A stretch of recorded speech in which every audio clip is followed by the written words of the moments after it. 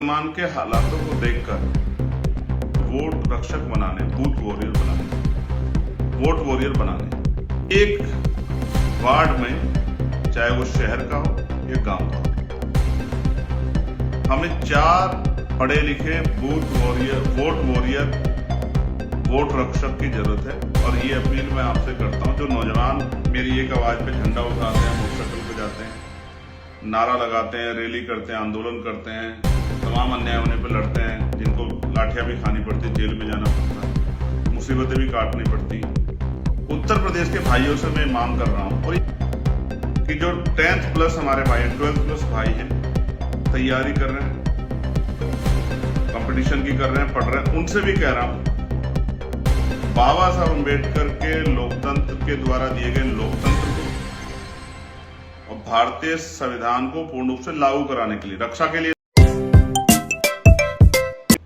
वर्तमान के हालातों को देखकर वोट रक्षक बनाने, वोट वॉरियर बनाने एक वार्ड में, चाहे वो शहर का हो या गांव का हो, हमें 4 पढ़े लिखे वोट वॉरियर,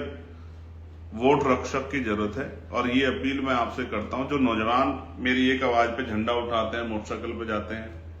नारा लगाते हैं, रैली करते हैं, आंदोलन करते हैं, तमाम अन्याय होने पर लड़ते हैं, जिनको लाठियां भी खानी पड़ती, जेल में जाना पड़ता है, मुसीबतें भी काटनी पड़ती। उत्तर प्रदेश के भाइयों से मैं मांग कर रहा हूं कि जो 10th प्लस हमारे भाई हैं, 12th प्लस भाई हैं, तैयारी कर रहे हैं, कंपटीशन की कर रहे हैं, पढ़ रहे हैं, उनसे भी कह रहा हूं, बाबा साहब अम्बेडकर के लोकतंत्र के द्वारा दिए गए लोकतंत्र को और भारतीय संविधान को पूर्ण रूप से लागू कराने के लिए, रक्षा के लिए नहीं, रक्षा तो संविधान हमारी करता है, संविधान ताकतवर है, हम लोग तो कमजोर है उसके सामने।